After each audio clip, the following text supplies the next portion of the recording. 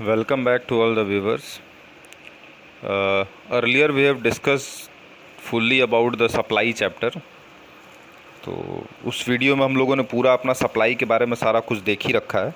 तो यहाँ पे इस वीडियो में हम लोग उसी का आगे वाला पार्ट देखेंगे, यानी इलास्टिसिटी ऑफ सप्लाई के बारे में थोड़ा जानेंगे डीप में कि इलास्टिसिटी ऑफ सप्लाई होता क्या और कैसे क्या चलता है। तो फटाफट हम आगे देख लेते हैं।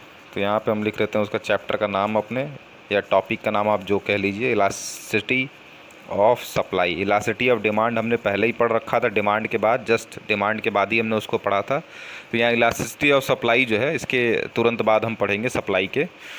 तो सप्लाई जैसा कि हमारा पूरा हो चुका है, तो इलास्टिसिटी ऑफ सप्लाई में क्या क्या चीज़ें हैं वो देख लेते हैं। सबसे first and foremost thing is that कि इलास्टिसिटी ऑफ सप्लाई जो है, ये इसका मीनिंग क्या होता है। तो जिन लोगों ने डिमांड वाला वीडियो देख रखा होगा उनको मीनिंग काफ़ी ईजिली समझ में आ गया होगा। जो नहीं देखे होंगे वो थोड़ा सा वो होगा, क्योंकि elasticity of supply elasticity of demand लगभग सेम जैसा ही है। मैंने जिस हिसाब से बनाया उस हिसाब से सेम है, बशर्ते बस रिलेशनशिप अलग है। वहाँ पे डिमांड और प्राइस में जो है नेगेटिव रिलेशनशिप या इन्वर्स रिलेशनशिप होता है, यहाँ पे डायरेक्ट रिलेशनशिप होता है। यानी प्राइस बढ़ता है तो सप्लाई बढ़ती है, वहाँ प्राइस बढ़ता है तो डिमांड जो है घटता था।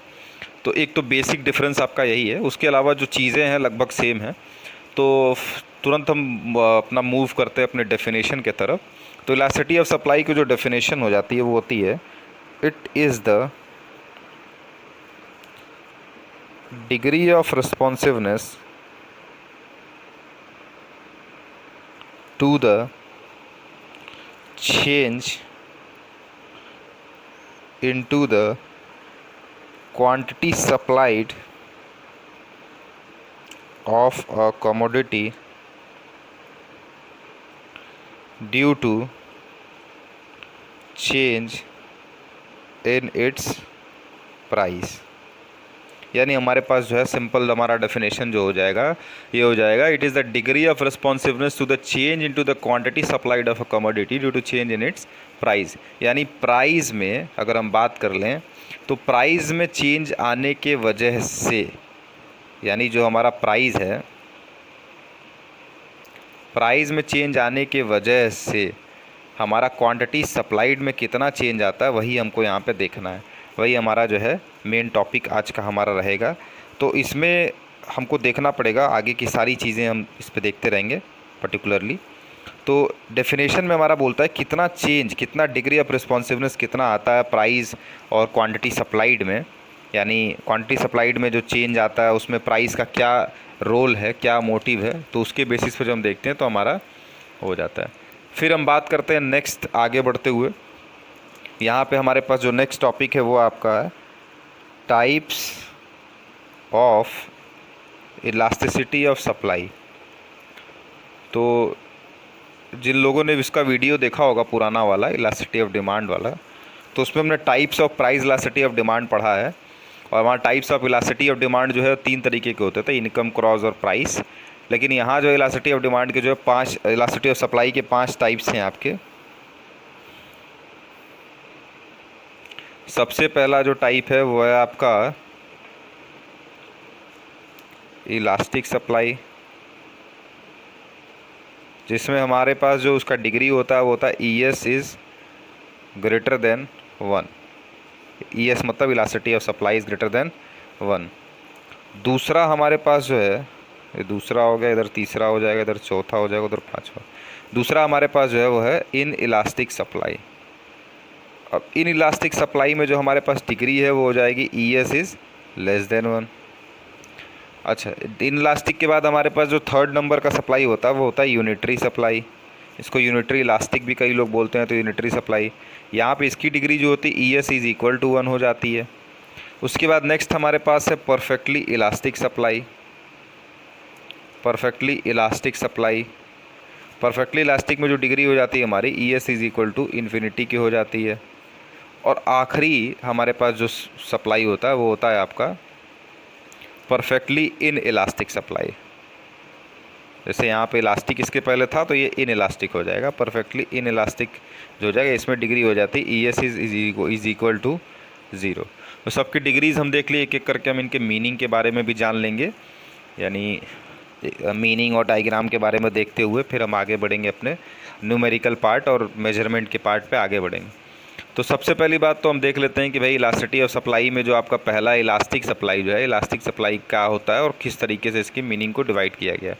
तो सबसे पहला हमारे पास जो सप्लाई अवेलेबल है वो है आपका इलास्टिक सप्लाई।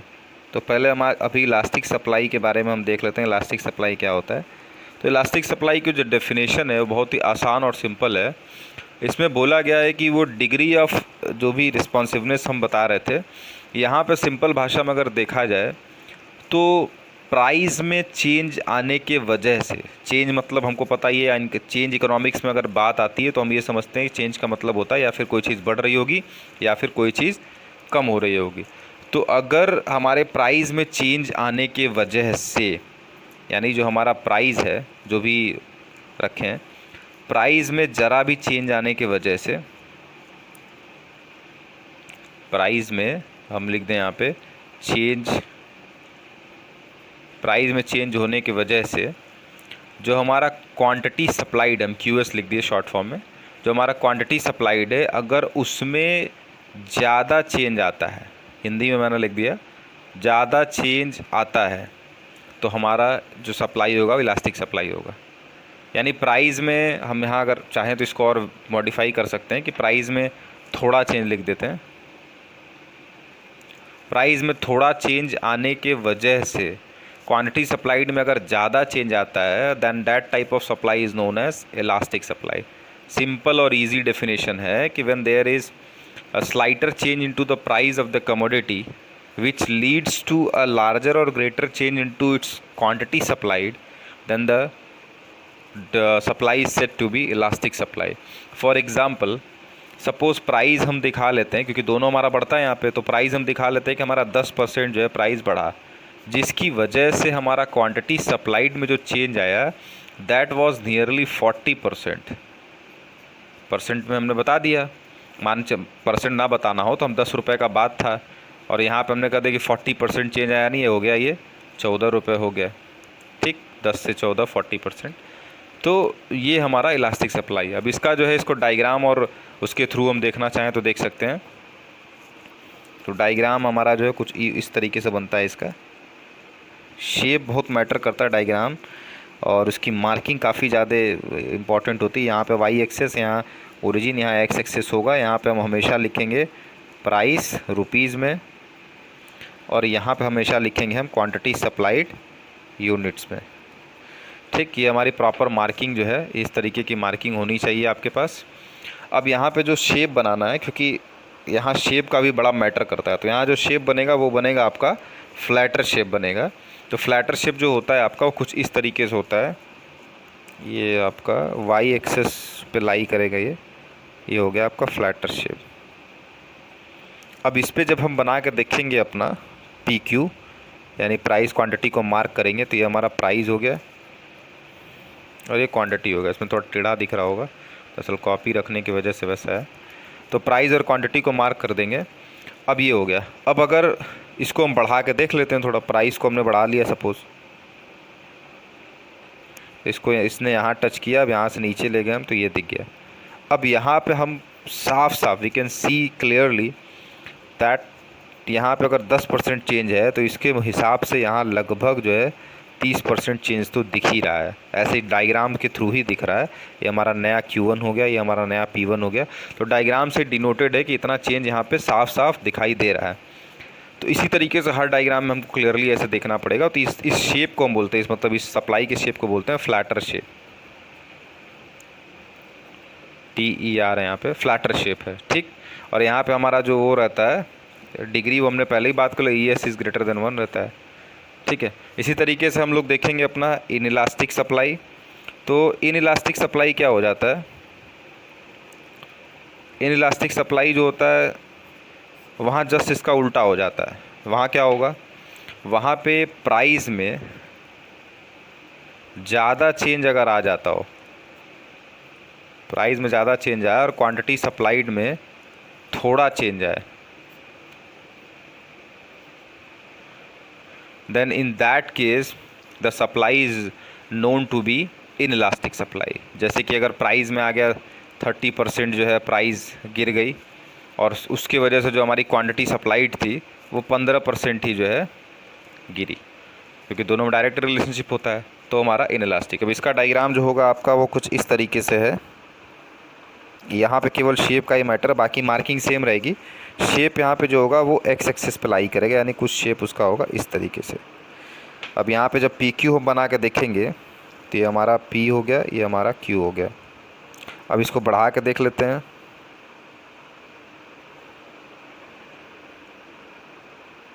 अब देखिए डायग्राम में ही clearly it can be seen that price का जो बढ़ा हुआ रेशियो है, ये P1 है हमारा, प्राइस का बढ़ा हुआ रेशियो हम कह रहे हैं कि हमारे पास जो है 20% है, लेकिन उस हिसाब से ये Q1 है। जो हमारा क्वांटिटी सप्लाइड बढ़ा हुआ है ये हमको लगता है कि भाई मान लीजिए 10% के लगभग ही लग रहा है इसके हिसाब से। तो यही हमारा जो है इसका मेन डायग्राम ही इसका वो है।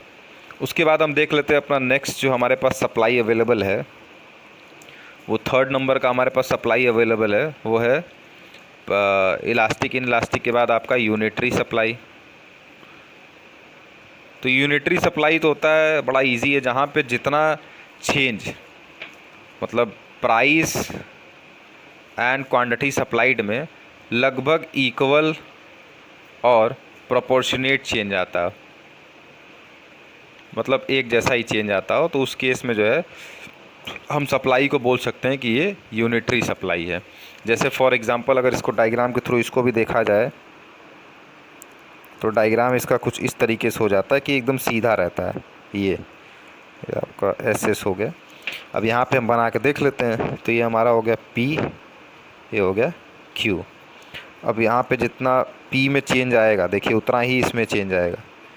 Q1 हो गया हमारे पास, ये हमारे पास P1 हो गया। अब अगर यहाँ 10% चेंज है तो यहाँ भी 10% ही चेंज दिखना है, यानी लगभग प्रोपोर्शनेट चेंज को ही शो किया जा रहा है यहाँ पे। अब ये तो हो गया हमारे पास जो है यूनिटरी सप्लाई, जो यूनिटरी सप्लाई का डायग्राम है। इसी तरीके से हमारे पास है 4th नंबर में जो है वो होता है आपका परफेक्टली इलास्टिक सप्लाई। तो परफेक्टली इलास्टिक सप्लाई का मतलब होता है जहाँ पे ES जो है आपका वो इन्फिनिटी हो। तो इन्फिनिटी का मतलब यहाँ पे प्राइस जो होता है,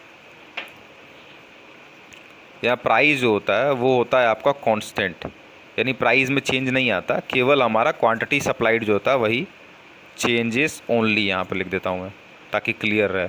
अब इसका जो डायग्राम है वो इसका डायग्राम कुछ इस तरीके से बनता है।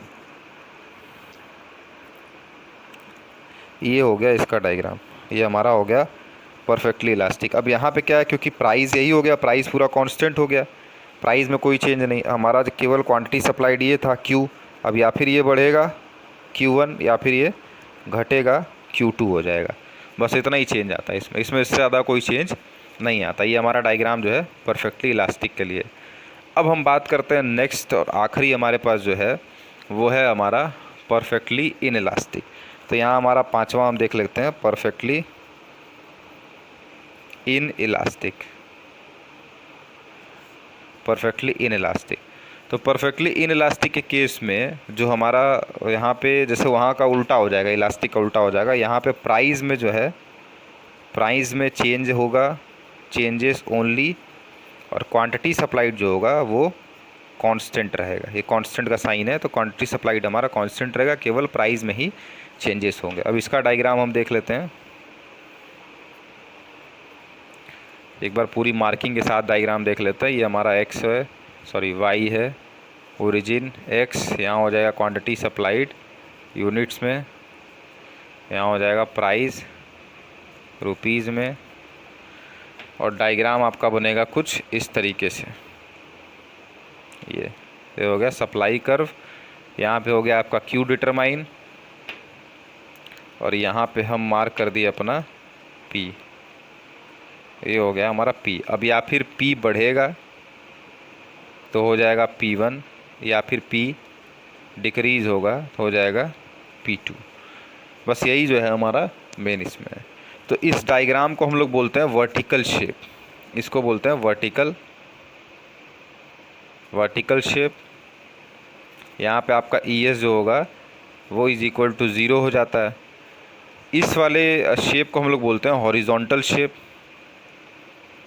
हॉरिजॉन्टल सप्लाई भी बोलते हैं, हॉरिजॉन्टल शेप हो गया ये आपका, क्योंकि हॉरिजॉन्टल जा रहा है।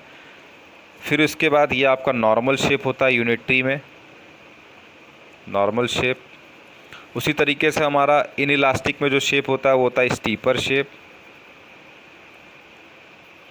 और इसमें तो हमने पढ़ ही लिया है फ्लैटर शेप जो होता है हमारा, इसमें हमारा क्लियर ही है इलास्टिक वाले में। तो इस वीडियो में इतना ही। नेक्स्ट वीडियो में हम लोग मेजरमेंट वाले पार्ट पे डिस्कशन करेंगे। Thank you for watching this.